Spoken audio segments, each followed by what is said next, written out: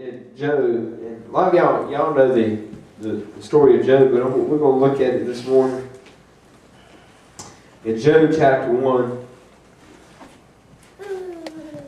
verse 13, it says, "And there was a day when his sons and his daughters were eating and drinking wine in their eldest brother's house, and there came a messenger unto Job and said, The oxen were plowing, and the asses feeding beside them, and the Sabeans fell upon them and took them away. Yea, they have slain the servants with the edge of the sword, and I only have escaped alone to tell thee." Somebody, just turn to somebody beside you and say, when the going gets tough, the tough get going. Going gets tough, the tough gets going. Job lost something that was important to him.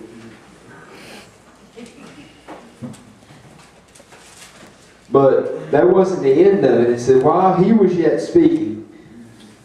Have you ever had a day when you're getting a piece of bad news, and before they can end, you get another piece of bad news? And I've always said, when it rains, it pours. And I'm not just talking about the bad stuff, even the good stuff. When the good stuff is falling, it seems to just pour.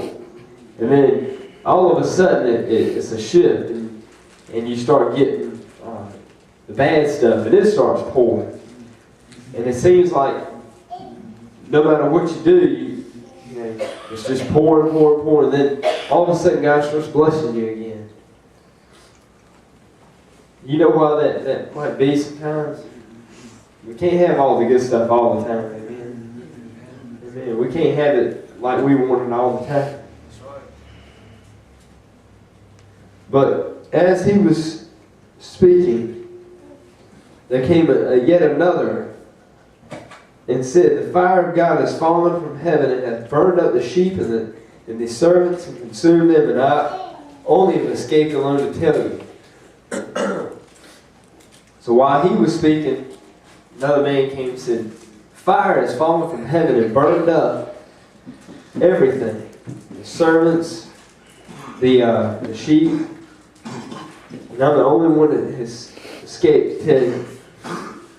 Verse 17 says, "While he was yet speaking, there came also another." And it said, "The Chaldeans fell out 3 bands and fell upon the camels and have carried them away. Yea, slain the servants with the edge of the sword, and I'm the only one escaped to you." My goodness. That's already 3 bad news right there.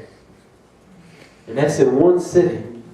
That's like you're sitting there one day and you go to crank up your car and your car is not working. And then your girlfriend calls you and tells you she's breaking up with you while you're sitting in the car. And then after that, somebody comes and plows into you. Yeah. Chris was telling us about his car that he had, and he said a guy ran into it. I forgot how he said, but he ran into it, then he backed up and hit it again. And if he didn't mess it up the first time, he sure did the second time. And that's how life is. I mean, how many of you have seen those commercials? The man will be talking. He said, "How you like a new sports car?" He said, "Oh, I'm loving it." He said, I bet it's expensive to insure." And as he's sitting there watching it.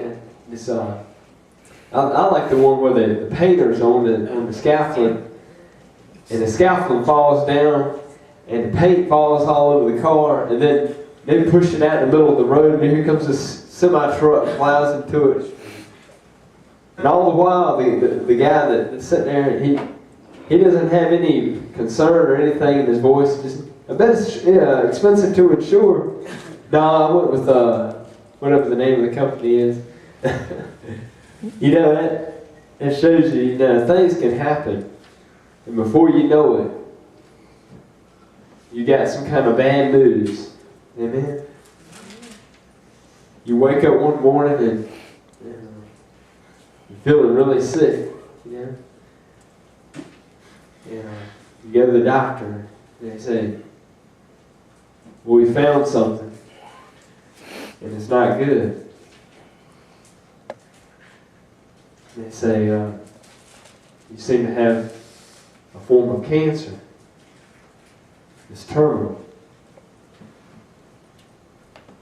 And it seems to be that it's going to take your life within 6 months. And you don't know what to think, and you begin to cry, and your family comes in. It's just a blow to everybody. They don't understand how this happened.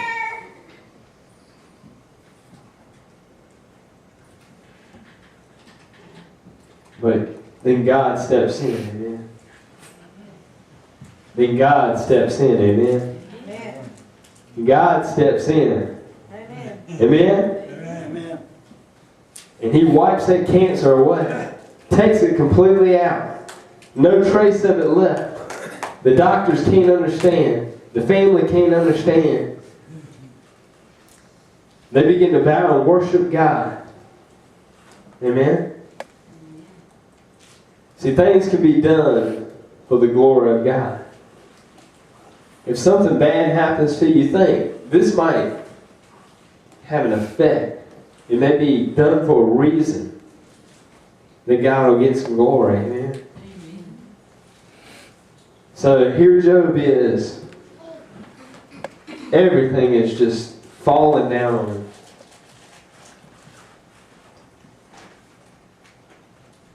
While he was speaking, and another said, thy son and thy daughter were eating and drinking wine in their eldest brother's house, and before there came a great wind from the wilderness and smote the four corners of the house. It fell upon the young men, and they were dead. They were all dead. And I am alone to escape to tell thee. Can you imagine being these messengers? This would be a bad day to be a messenger. Amen. You get to the house, there's four of the messengers standing there. What do you got to tell them? I got to tell them that his sons and his daughters were just killed.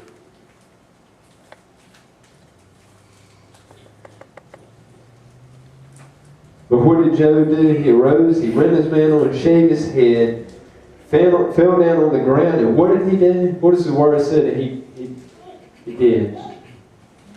He worshipped. How many of you would do that? Okay. I come to Jason, I say, Jason, I got to tell you something, man. You know, your car just got totaled. It's sitting in there, it was just totaled. And your family, they're all gone. Something happened, a tornado came through, and they're gone. And everything that you have is completely demolished. What would be your first reaction? You're going to die. I'll cry. He would cry. Amen? But it said here that Job worshiped. Tell me what the tough do when the going gets tough. What the tough do? They get what? They get going. Amen? They say, okay, I'm going to get going.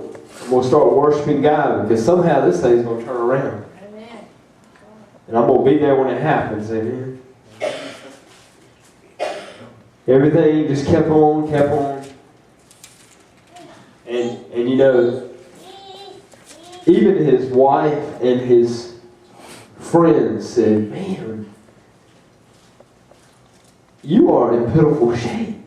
Why don't you just give up on God?